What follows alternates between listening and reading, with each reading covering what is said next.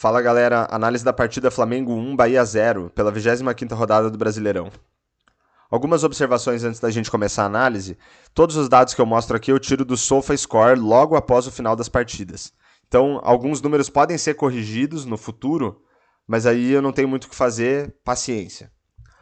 Segundo ponto, decisões polêmicas de arbitragem não são levadas em consideração. Então, alguma expulsão polêmica, um pênalti mal marcado ou um gol anulado incorretamente, né? Se alguma dessas coisas aí acontece na partida, eu não levo isso em consideração. E o terceiro ponto é que eu assisto vídeos com os melhores momentos das partidas para me apoiar aqui nas análises. Alguns fatos relevantes do jogo que podem ajudar a gente a entender um pouco melhor a partida. No caso aqui de Flamengo e Bahia, teve um pênalti anulado aqui pelo VAR no finalzinho do primeiro tempo, em cima do Ayrton Lucas. A gente teve uma expulsão que o VAR auxiliou aí do Canu aos 48 pelo lado do Bahia e um gol de pênalti marcado pelo Pedro no segundo tempo. Outra coisa interessante de olhar são os piores jogadores em campo, para ver se de repente o goleiro ou um zagueiro tem uma nota muito baixa e isso pode ter influência aí num gol marcado pelo time adversário ou alguma coisa nesse sentido. Então aqui a gente vê que o Canu teve uma nota bem baixa, 5.7, e foi um jogador expulso, então a gente começa a conectar aí algumas informações. E aqui também uma coisa que eu analiso é se teve alguém que cometeu algum erro que levou a gol. E a gente vê aqui que a gente tem 0 aqui para todo mundo. Então, a princípio, não teve nenhum jogador que fez um erro aí muito grave que tenha possibilitado um gol do adversário. Vamos começar analisando o comportamento das equipes na partida. Olhando aqui para a distribuição em campo, a gente vê que os dois times entraram num 4-2-3-1.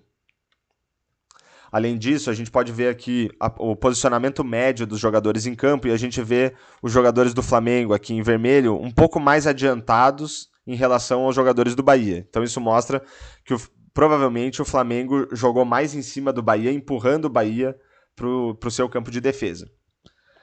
Isso também a gente consegue ver pela concentração das jogadas em campo. A gente vê que 19% delas ocorreram no terço defensivo do Flamengo, 40% no terço central do campo e 41% no campo de ataque do Flamengo. Então, a gente vai vendo que as estatísticas vão mostrando pra gente que, de fato, o Flamengo jogou em cima do Bahia.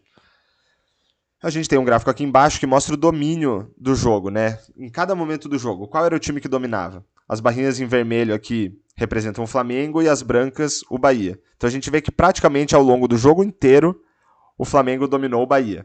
Onde as barrinhas são maiores aqui, por exemplo, praticamente até os 30 minutos do segundo tempo, e aqui perto dos 30 minutos do primeiro tempo, foram momentos em que o Flamengo foi mais intenso em cima do Bahia.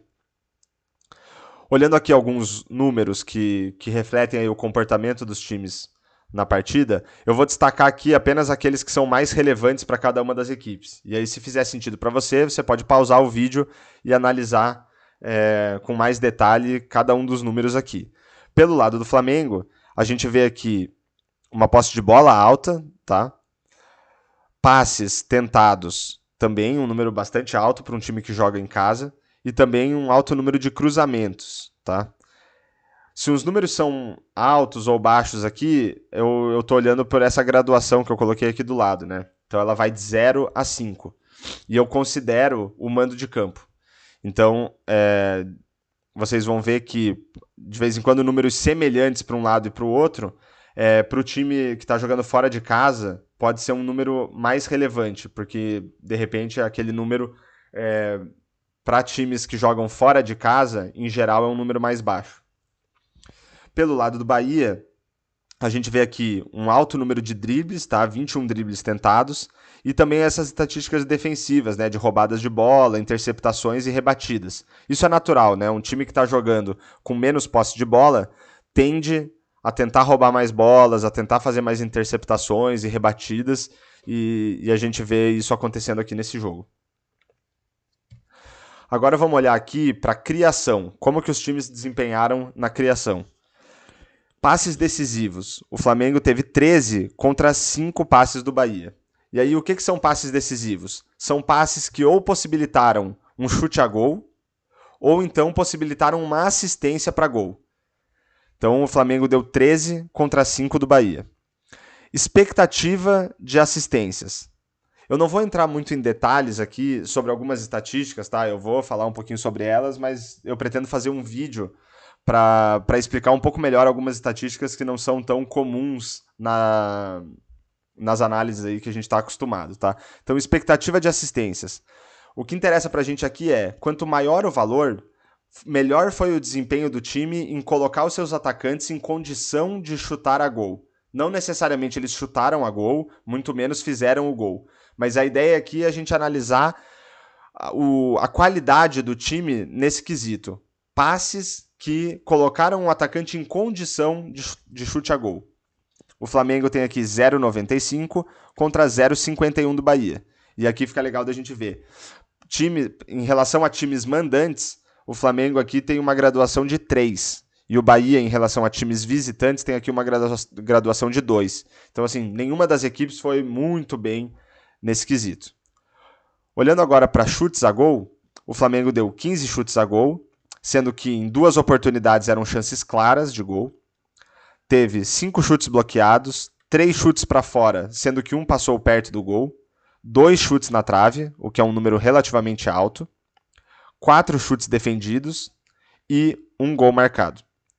Pelo lado do Bahia, 6 chutes a gol, sendo uma chance clara, não teve nenhum chute bloqueado, 2 chutes para fora, 4 chutes defendidos e nenhum gol marcado. Uma questão interessante da gente olhar nos chutes a gol é a probabilidade daquela oportunidade ser gol.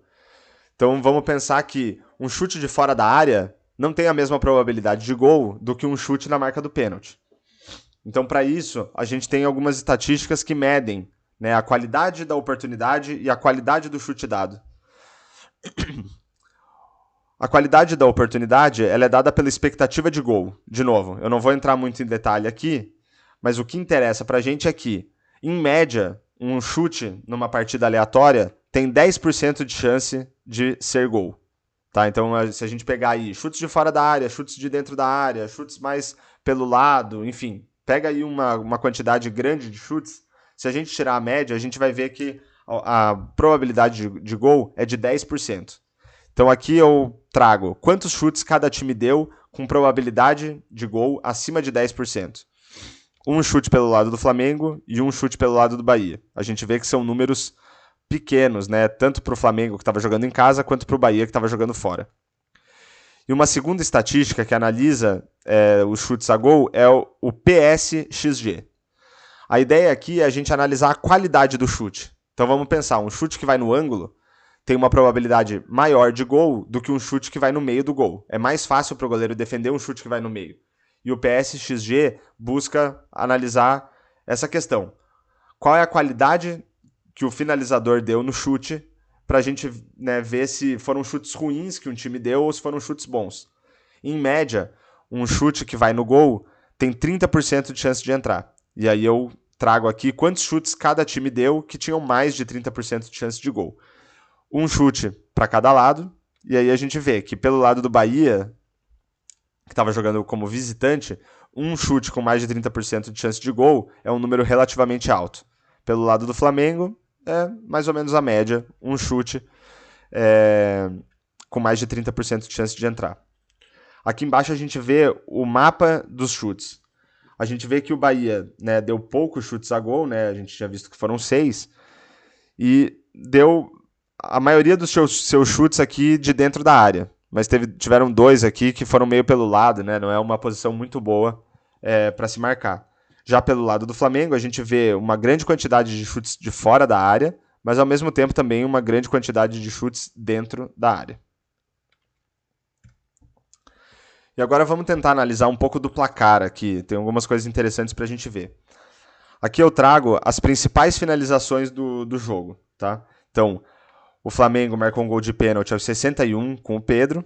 E a gente vai ver aqui, ó, a oportunidade de gol, aqui, a probabilidade de gol de um pênalti é de 79%. E quando a gente olha a qualidade dos chutes num pênalti, elevam essa probabilidade de gol para um número maior. No caso do Pedro aqui, de 93%. Outro chute aqui relevante da partida foi do Luciano Juba, aos 77 do segundo tempo. Foi um chute defendido. O chute ali, a oportunidade, tinha 44% de chance de gol.